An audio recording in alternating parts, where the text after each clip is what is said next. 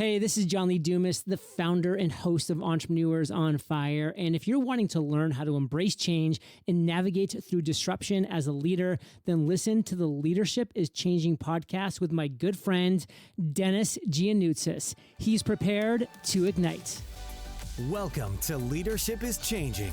Each week, we and our guests provide information and insights through exploring leading change. This is taking your leadership to another level by finding the balance between executive excellence and personal well-being through stories that inspire real change. It's time to adapt in our fast-moving world when leadership is changing with your host, Dennis Giannoutsos. Hey there, listeners. Well, welcome to 2025. I want to say thank you for tuning in to the Leadership is Changing podcast. But as we step into a brand new year, I want to take a moment to reflect on the incredible journey we've had in 2024. Over the past year, I've been privileged to feature some amazing guests on this podcast, leaders, change makers, and innovators who shared their wisdom, experiences, and insights. And together we've explored what it means to lead in today's ever-changing world. Over the next month, we're going to bring you some of these highlights. And in the Highlights 2024 episodes, we're bringing you some of the most impactful moments and key takeaways from 2024. Now, these highlights capture the essence of what this podcast is all about, helping leaders like you thrive in times of change and complexity. Now, whether it's tips on being courageous, thinking outside the box, adapting, or navigating transitions to higher levels of leadership, these snippets are sure to inspire and energize you for the year ahead. And of course, these highlights are just the tip of the iceberg. If something resonates with you, I encourage you to go and check out the full interviews from 2024 to dive deeper into the incredible conversations we've had. So let's get into it. Here are the highlights from 2024 on the Leadership is Changing podcast. Mainly, I grew up on a farm with my grandparents after my mom passed away.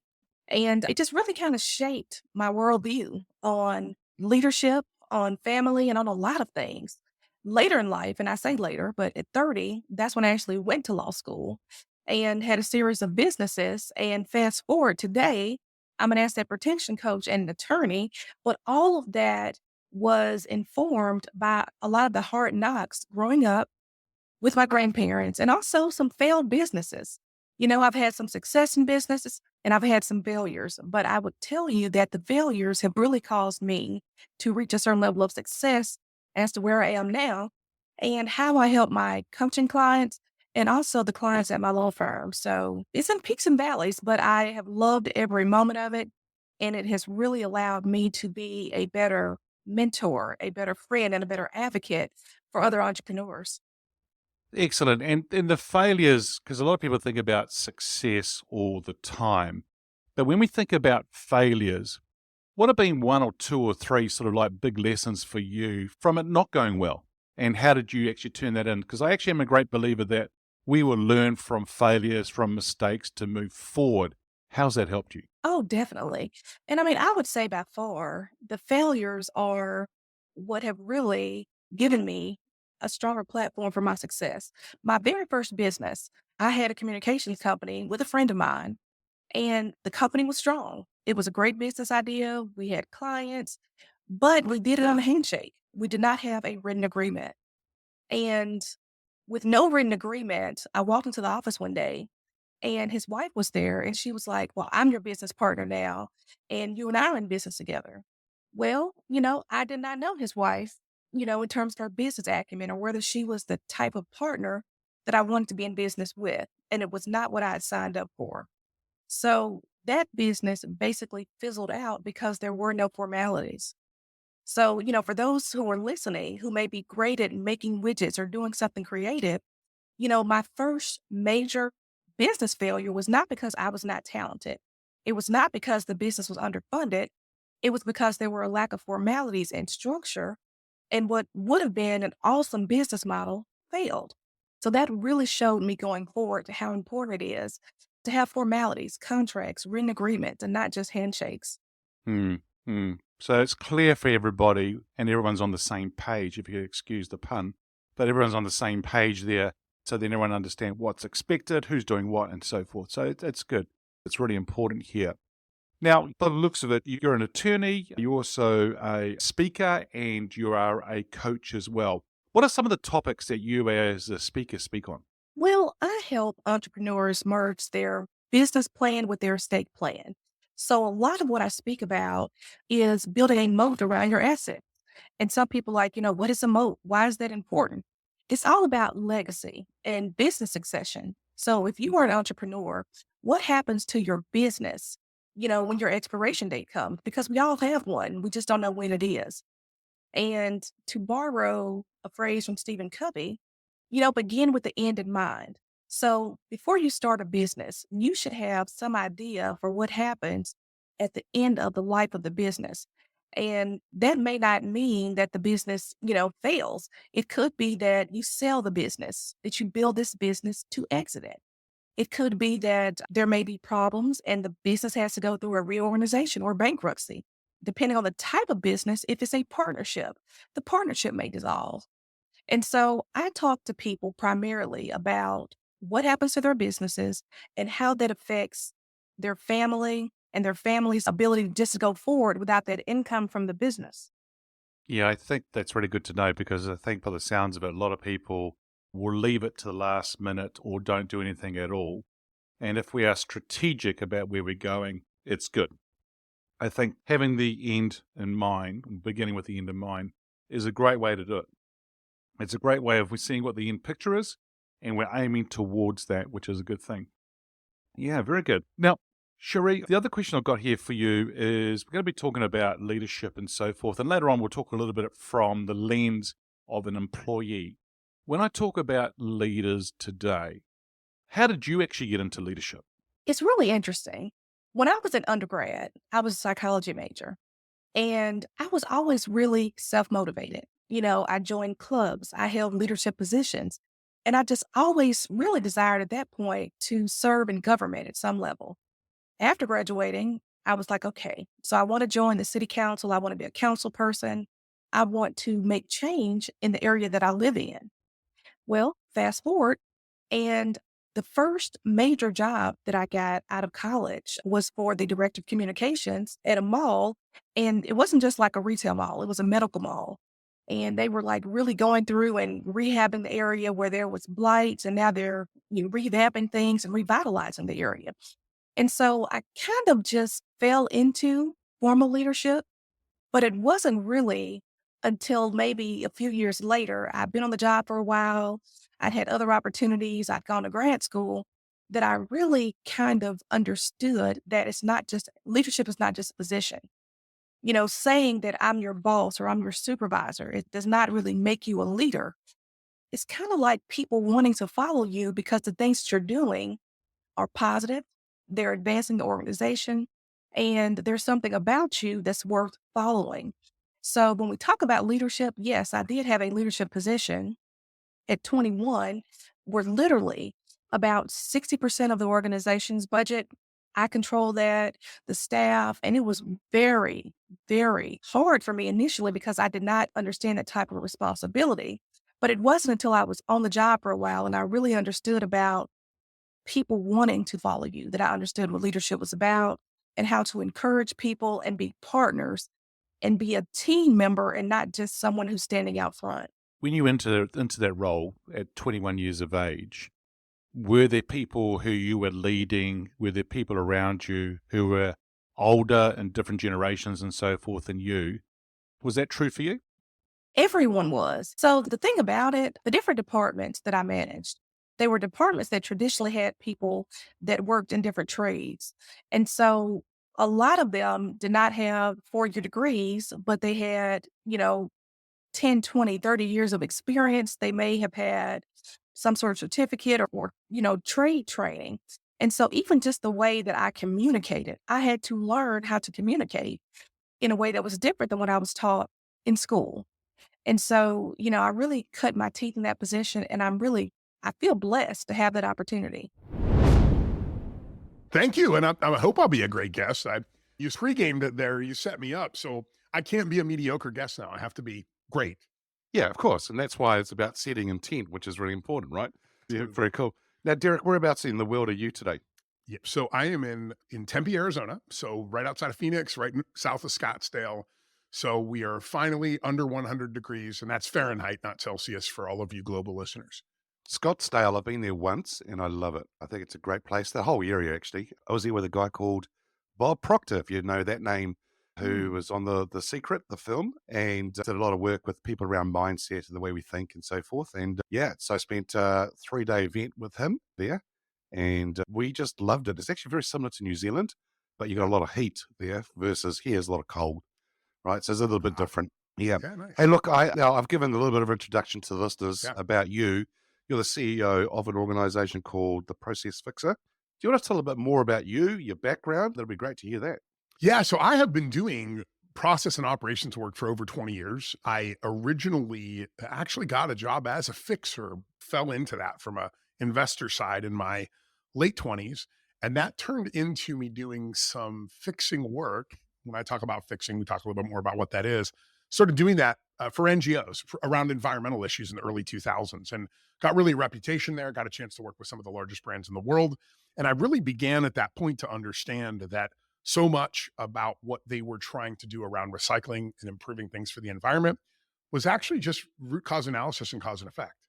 And it was systems thinking to understand that when you're sitting down with an executive and we're talking about their device, and I asked the question like, well, what happens after the customer buys it? Oh, there's a warranty. What happens after the warranty and it breaks? Well, they get a new one, but what happens to the device? Oh, we never really thought about that. So I started to do this and started to do this with some of the largest brands in the world of tying together, showing them how systems thinking worked.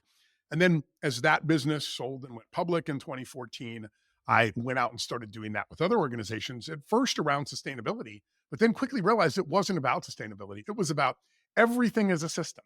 And systems come from only one of two sources. There's no other way.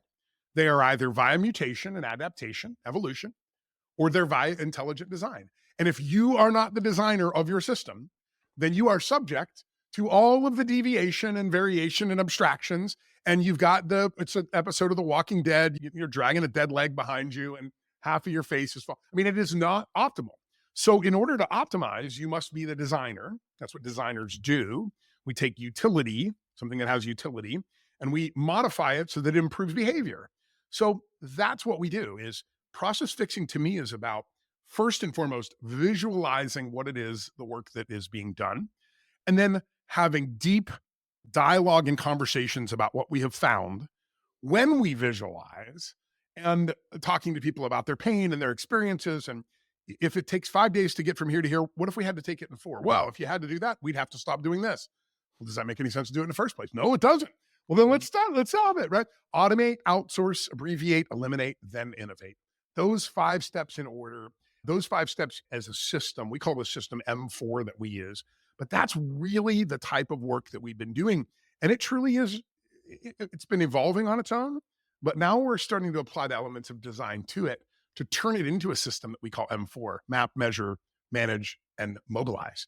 Those 4 things in conjunction to move organizations towards maybe a new, different style of leadership. And I can talk a little bit about that, and a new approach to capitalism in my mind. That's fascinating and what you've done there, and helping organizations to really start to think. I don't know about you, and this is a question I've got for you.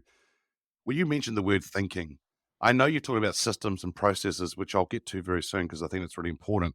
Do you think leaders today are critically thinking enough or at all? No. And there's a real reason for it. Critical thinking actually is an analog thing. It's not digital. So the problem we have in the society that we live in right now, and I'm going to go off on a little bit of a tangent here. I'm a firm believer that we have 21st century technology at our disposal, and we are operating late 19th, early 20th century businesses because our business practices hasn't changed. The idea of a KPI is from the 1920s. So you're like, oh, we have great KPI. Well, so did Ford. Like, people tell me all the time, well, we have great SOPs. Well, so does Boeing. What does that have to do with anything? Like, you have the technology, but you don't understand the analog aspect of it. You don't understand how to obtain agency over the system. And there is an analog component. So what do I mean by that? So critical thinking to me requires something that everybody's going to get uncomfortable when I say it, because you're going to go, but it's a digital world. And I'm going to go, and that's why it sucks. So the reality is, for hundreds of thousands of years, we as a species, every time, Dennis, you and I and our tribe was out on the plain and we ran into a saber-toothed tiger, it was going to be a bad day. Like, just going to be a bad day. Until one day, we're in the cave after maybe our cousin got killed by a saber-toothed tiger, and we're in the cave, and somebody reaches into the fire and takes a piece of charcoal, and they walk up to the wall and they draw a picture of a tiger. And for the first time in human history, all of a sudden we can abstract. We can stand there, we can look and go, wait, I see the tiger, but I'm not afraid. So I've now separated fear from tiger. And when I look at the tiger, he's cute. Like, he's actually not bad. Like, he's a little funny looking guy. And you know what? The teeth part are real scary and the sharp claws, but this part on the side, he's a little pudgy. Like, I could get a sharp stick into that thing on the side and I could make some damage on this guy. And then really quickly, somebody else goes, well, I'm good with big rocks. What if I was on the cliff above and I dropped a big rock? And what about our cousin with the bow? And so all of a sudden, these things start happening. And it's not just the abstraction and the strategy. It's actually about controlling time. Because see, before that, we just lived our lives. All of a sudden, when it went up on the wall and we could abstract, we could say, well, let's act as if. What if this happens? Could we try it this way? And that is really the core fundamental that takes us as human beings from a cave and takes us into society. And unfortunately, here's an interesting thing. All of this cave painting and cave arts, and you guys see it even in New Zealand, right? From ancient people doing their beautiful artwork on the wall. BS, it is not artwork. It is strategy. It is dad, caveman standing there with the stick and saying, boys, you get out around back of this thing. Here's where the water is. First thing, how do we survive? Then how do we defeat our enemies? And we walk through all these things. So when people call it art, I think that's offensive. This is high-level business boardroom strategy that was occurring in a cave, and we were getting results from it, and we were making changes to our world. So we have got to do the same thing. I tell people, say, oh, I love the digital nomad environment. And I say, great, but unless I can get shoulder friction with you and we can bump in and I can push my way to the front and say, I have an idea, here it is. And we can move objects around in space and in time, and we can go through all these scenarios. If you can't do that, I am sorry, you have no strategy. All you have is a semblance of a strategy. You're just copying a copy of a copy of a copy of somebody's copy. Look at the top 10 movies. I don't know if it's like this over there, but here in the US, every one of them is a sequel or a repeat. There's no new ideas. Mm-hmm. Nobody's coming up with the new Gone with the Wind. There's none of that. It's just Bad Boys 27, Fast and the Furious 387, Creed 11, which is an offshoot of Rocky 19. Nobody has anything new because we're all digital. And we're like, oh, we have to just look at Zoom. Think of all of your earliest memories as a child. They're standing beside your grandfather fishing. They're in the kitchen with your grandmother, working with your hands, cooking something. They're sewing with your mom. They're doing all these. None of them are face-to-face interactions. None. This is why Simon Sinek's latest podcast says 93% of human emotions are built by pheromones. Smell. I know. Because Can you smell me across the world right now? No, you can't. And I'm not talking about BO. I'm talking about literally there are things about us as human beings. We evolved for hundreds of thousands of years to be shoulder to shoulder up against the cave wall abstracting. And then somebody was just like, Zoom, we solved it.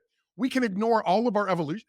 No, this is ridiculous. We are going against human nature and human evolution with the world that we're living in today. So we've got to change that. We've got to understand our limbic limits, and we have to recognize that we are animals, and we have to start treating each other like them, which is with a lot more respect than what we do right now.